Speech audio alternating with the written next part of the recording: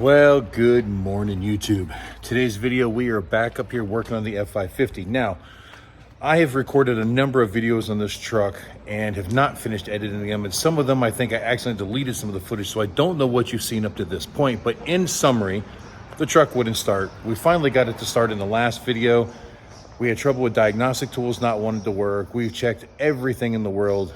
But in the last video, we found out that we do have an injector problem. Doing the injector buzz test, there was a couple that sound wonky, a bunch of them when it was cold. Once it got warmed up, only a couple. But no matter what, there's definitely an injector problem. And we're starting to lean towards there maybe possibly a starter problem, because even with fully charged batteries, when it's cold, it doesn't want to start. But once I had it warmed up and running that day, it would start relatively easily.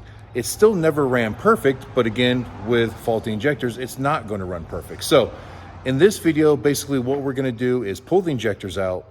That way, while I'm gone to Laconia Motorcycle Week, which I'm leaving tomorrow, don't know when you guys are going to see this, but that way you got time frame here. Joe is going to have them either rebuilt or exchange them or whatever. We're also going to order a brand new starter for it, and I think we're going to do a starter upgrade. 7.3s are known for slow turning and starters being kind of subpar. So there's some stuff in the aftermarket that works much better, and I believe I can even go with a 6-liter or a 6.7-liter starter motor, and it'll turn the motor over a whole lot faster, makes them easier to start. But for now, today's job is just getting the injectors removed, so let's get to it. All right, for those of you that are not familiar with the 7.3-liter, these are HEUI injectors, hydraulic electronic unit injector. That means that within the injector, it uses high pressure oil to push a piston down to press the fuel through the nozzle at a high rate. So basically, to overcome the high cylinder pressures of most diesel engines, you need really high fuel pressure, at least at the injector. So the frame fuel pump that's on this will pump fuel 55, 60 PSI or something like that. I think if you did a little Blue Spring upgrade, it gets you a little bit more pressure, but the real pressure happens in the injector. When the injection driver module tells that solenoid to let that oil pass, it basically, you've got up to 3,000 or so PSI oil pushing down on a piston, which then drives the fuel that's below it through the nozzle into the actual cylinder head at about 15,000 PSI. So because of all of that system, the injectors are actually buried in the head underneath the valve cover. It's not like a gasoline engine where they're right up top. So a little bit more difficult to get to, not terribly bad. But we've got to take some stuff off the top before we get started. We're going to remove the air box and air tube. We're going to remove both of the CAC tubes, which for those of you that aren't familiar, are cold air charge tubes. They're what runs from the turbo to the intercooler, back out of the intercooler, and back into the engine manifold so that it can supply cooler air to the engine. Now I've got my batteries disconnected. That way we don't accidentally arc anything. Let me go break out some tools and get started. So I just unclamped the lid, took off the one hose clamp right there. Intake is off. 7/16 or 11 millimeter for the CSE tube, and another one down there. Now this one's sticking down here, so I'm gonna use a radiator tool and unstick it. Before removing the passenger side CAC tube, I unplugged the map sensor. And then I'm just gonna take out these 3 bolts right here, put the nuts back on the studs, but that way this whole bracket with the hose can just lay over in the top. That way it's out of the way of getting this tube off. All right, passenger side air tube is out of the way. Now this is gonna be a little bit tricky because weaseling this end out around the battery box and the alternator wire and so on and so forth. But you just gotta turn it the right way and weasel it out. So now you can see we can at least get to our valve covers a little bit easier. Now there is one bolt down in here that's tricky. You gotta have a little 13 millimeter with the flex head on it. And the one in the back there is not easy to get to either. But there's enough slack in the hoses that once we get the valve cover unbolted, we should be able to weasel it out of there. However, on the driver's side, we've also got to undo the engine harness and pull it aside. And then this tube here where the engine recirculation comes in has got to come undone. And then the other tube that leads right up to the turbo. Now guys, just a little tech tip here. As I take stuff like this off, you see I put that bolt right back in its hole so that I know where it goes, because it's going to be a few weeks, maybe more, before I put this all back together. Now, the truth is, I'm probably not as picky if I knew I was putting it together right now. Like if I had new injectors and we were just doing an R&R, I would just lay everything up on the cowl. But this way, a couple weeks from now, things don't get moved around or somebody doesn't touch your stuff. Hopefully, nobody touches your stuff and things are where you left them. As you can see, this is already missing one bolt because somebody's been in here before. But at least now I got a video documented, so I'll remember that I didn't lose it when it comes time to put it back together. Now, so taking these steps does take a little bit longer on this disassembly, but it's way less time than searching for the right bolts for the right application when it goes back together. That, and I'm kind of a stickler for using the right fasteners in the right places, kind of like the factory did. So this way it helps keep me a little bit more organized. It just works out better for me. But now you can see, I can clearly get to the valve cover a little easier. Now this bracket right here that holds the engine harness, it's bolted to the valve cover. So once the valve cover bolts come off, I'll be able to lay that up on top and out of the way. You don't need to remove the alternator or the air conditioning compressor. It would give you more access, but not necessary to remove them. Now, because this is not my first rodeo with the 7.3, I know that that driver's side valve cover is much easier to remove than the passenger side. Like I said, because of the air conditioning box there's definitely puts it in a challenging spot. So I'm going to start with the passenger side first, just because I like to get the hard one done first, and then this one will seem super easy. But these are the sockets I was talking about. It's a socket, but it has a universal built into it, so it's a lot lower profile, and that's what you need to get into that one. I think that's what I used last time anyways. We're going to find out. Now, whenever I'm opening up an engine, I really like my environment to be as absolutely clean as possible. Now, if I were at home doing this job, I would have sprayed this engine down with degreaser at this point. Now that everything's open, but not like open, then we get to the valve covers, then come back in and blast it off with some high pressure water just to clean the area so that as you're working, debris and dirt and so on and so forth, contaminants aren't falling into the engine. I don't have that option here. There's no water supply close enough to me to make this happen, reasonably anyways. So what I've done is I just broke out my little battery powered blower. I blew all the loose stuff off, and I'm just gonna clean it up the best I can with some shop rags, just eliminate some of the looseness. And to better organize the valve cover bolts, I use this area up in here on the cowl because it's got these slots, and because basically in my mind there are 3 rows of valve cover bolts. You've got the top row towards the intake, you've got the bottom row that is towards the exhaust, but at the points of the 2 ends there's also a bolt in the rear and a stud nut system on the front.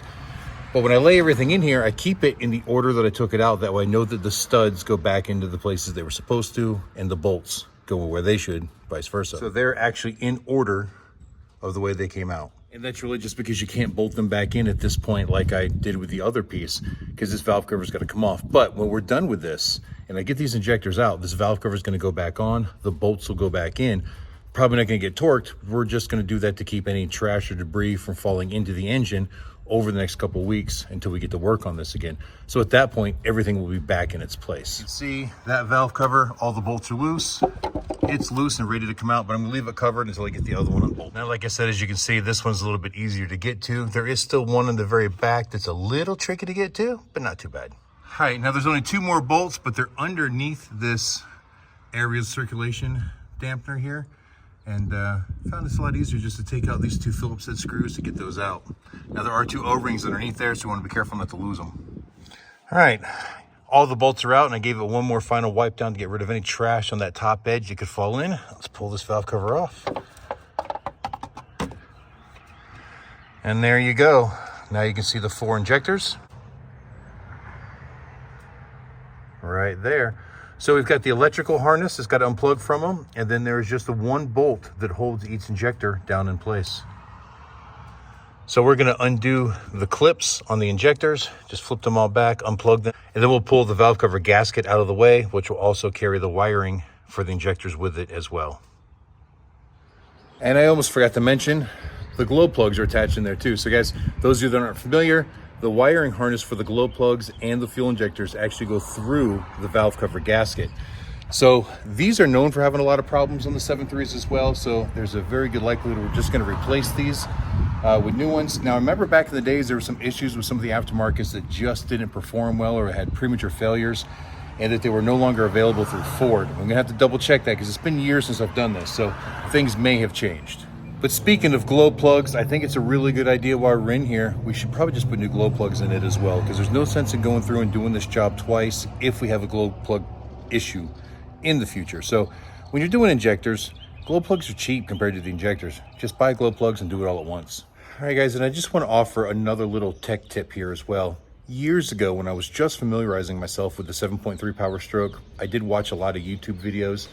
And one of the things I noticed when people were doing injectors is they were just unbolting the injectors and taking them out. What happens when you do that is the oil that's in the oil rail and the fuel that's in the fuel rail will kind of fill the cylinders. And it's not that big of a deal. You can get it out of there. You just kind of slowly turn the engine over with everything out, and it will push all that fluid back out. But if you don't, you run into a risk of a hydrolock situation, which can actually bend a rod, hurt a crankshaft. There's a lot of bad things that could happen there, so you don't want to do it. But there's a way to minimize how much goes in there. On the oil rail, there are actually 2 drain plugs on each side of the vehicles, where most of the oil will drain into the top of the head through the valve train valley and then work its way back down to the oil sump at the bottom of the engine, and it makes a lot less mess and you don't have to worry about all that. But I noticed a lot of people didn't do it, so I'm gonna show you guys exactly what I'm talking about right here. For those of you that want a better definition, this right here is your high pressure oil pump reservoir. The oil pump itself is down there underneath the fuel filter housing, but it pressurizes the oil and puts it into this rail. You see the cylinder that runs across the top of the head. It's all cast as part of the head, but that's where the high pressure oil feeds the injectors, and it transfers through these embossments into the injector body within the head. Now, if you look right there, there's a little drain plug. There's also another one right there. If you pull those 2 plugs, all of the oil that's in the rail will run out into the valve cover area and drain back down to the bottom of the engine without making a mess. Now, there's also a plug on the very end down here, but if you pull that plug, you'll get even more oil out of it. But unfortunately, that's going to run all over the ground because it's just going to run down the back of the engine. So this is the better way to do it here, but that'll minimize how much oil actually goes into the cylinders when you pull the injectors out of their bores. All right, guys, so they are 1/8 inch. So we'll get in here. I already broke them loose. Now just take them the rest of the way out, and you should see the oil start coming out of there. There we go. Yeah, not a lot of run out, but it's coming slowly. Probably a vacuum on it at the moment. You can see the back one is flowing a whole lot better. So now I'm gonna go pull those plugs on the other side as well so that that side starts draining. Then I'll come back over here, start pulling the injectors out. All right, guys, now that I've got both of the oil rails drained, I'm going to go ahead and unbolt the injectors. Now there's actually 2 bolts per injector, but you've only got to undo one of them because the way it works is the bracket will slide over the other bolt. So you only got to undo the ones that are on the lower side of the injector, and then you can flip that bracket up and slide it out. And then you got to pry the injector out a little bit, which can sometimes be challenging getting just the right angle, and you don't want to pry on the plastic parts on the top to the actual solenoids because you can break them and then it's no good. So just got to be very, very careful of where you choose to pry and proceed with caution. All right, so the bolts I was talking about are these right down there. There's one on each injector. Now there's another one up top. Well, you can't see it from this angle, but there is another one up there, but you don't have to worry about it. They are 8mm or 5/16, whichever you choose. So I'm gonna go ahead and take all 4 of those out, set the bolts aside, and then we'll start lifting the injectors. All right, now that all of the lower injector bolts are out, you can see here when I flip up this lever, that whole thing moves up there. So when it's back like that, it clears it from the rear bolt, which is why you don't have to take it out. And I'm back. All right, guys, you didn't realize it, but I had to take a break for 5 minutes. My stomach right down in here was getting a little irritated, like a burning, itching kind of feeling. It's been bothering me 30, 45 minutes. And then it finally occurred to me what it was. The battery right here, there was some acid leaking out from the fill caps a little bit. And I guess with me leaning over, my shirt was laying in it. It absorbed into my shirt and then got into my belly. So I went and changed shirts and washed my belly off with some water. Hopefully that'll help, not get any worse. Probably ruin that shirt because, you know, once you get battery acid on something, it'll just start falling apart no matter how good you clean it. Now, ideally, trying to pry these injectors out, one of those crow's foot pry bars would probably work best, but I don't have any here with me. They're all at home in the shop. So you use just some of these smaller flat blade ones. I've actually got this one with a broken handle, which may be the trick, because the big thing is the angles you've got to work with in here. Using a long pry bar like one of these, you just can't get the movement out of it before you hit some type of interference. So maybe the short ones will work better. It shouldn't take a lot. These are just kind of pressed in by O-rings, so you only have to overcome the friction of the O-ring to get these to come out. So we're gonna try these little short ones instead. All right, guys, it looked like that short pry bar did the trick. It worked perfect on all 8 injectors. So now they're all loose. They're just kind of sitting here. All I need to do is just pick them up and pull them out. And there you go, 1 injector out. Now, when you're removing injectors, one thing you really want to look for is on the end of the tip, there should be that copper ring. You see it? Yeah, I know it's covered in oil, but it's there. If it's not there, that means it's stuck down inside the injector cup. You got to make sure to get that out. You do not want to double gasket that when you go to put the new injectors in. So inspect every single one as you pull it out and make sure you have them. All right, there we go. All 8 injectors removed and off to the side. The crush washers on the end of them, the copper gasket, they are all intact, so we don't have to worry about anything down in there. So at this point, what I'm going to do is I'm going to take those oil rail plugs and put them back in, because at this point, I don't need to drain anything else out of there. They're a very small item that could likely get lost and most likely be very difficult to find if they do get lost, not just here on the ground, but even in a parts store. So I'm going to reinstall those and torque them back to spec because we're done with them. We don't need them out to put the new injectors back in when we get them. I'm also then going to bolt the valve covers back on just loosely, just to keep dirt and debris from coming down. And then I'll probably use the starter solenoid and just bump the starter over a few times just to push out some of the stuff that may have built up inside the cylinders as we removed the injectors. Now, I'm not going to crank it over full because the orifice that's coming through is still very small, and if you put too much pressure on it, it could still hurt the engine. So just slight little bumps here and there until it rotates over a couple times. And then once we know it's running freely, then we can just kind of send it for a moment, and that way the valve covers will stop it off and spray. Because if you do it with the hood up and the valve covers off, it's going to shoot oil and fuel as far as you can see. All right, guys, all of the injector hold down bolts are back in their home so that I know where they are weeks or months from now. The valve covers are put back on and just loosely bolted into place, at least with the specialty ones. I've got some of the other fasteners loose and just laying up on top of the engine where I can clearly see them, and they'll be where they need to be when I come back to this. While I was in there, I also went ahead and inspected all the rocker arms, the push rods. Everything else looks in really, really good shape. I don't see any reason for alarm for any of that. So that is going to conclude our video on removing the injectors. I'm going to clean up my tools. I'm going to wash up and move on to something different. So guys, I want to thank you for watching. And until the next time I see you, keep those engines running. And if you want to see this conclude, just stick around, because in a few weeks from now, we should be doing the reinstallation along with a few other upgrades to see if we can get this thing running like a top again.